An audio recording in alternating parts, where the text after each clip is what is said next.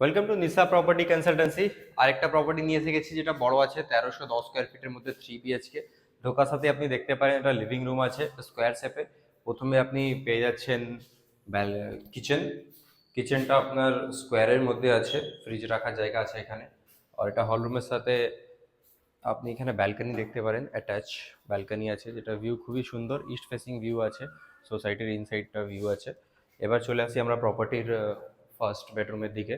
First বেডরুমটার size approx 12 feet by 13.5, 13.5 feet by 12 ফিটের আছে।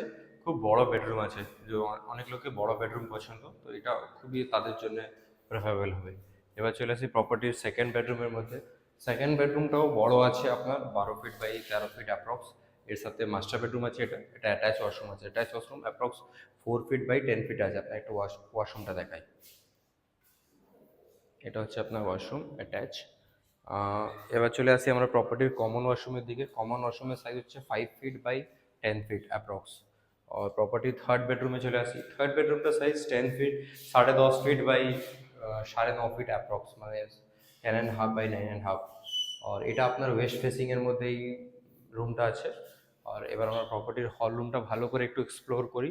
হল রুমটা যেটা আছে আপনার পুরো স্কোয়ার শেপিংয়ের মধ্যে আপনি দেখতে পারেন।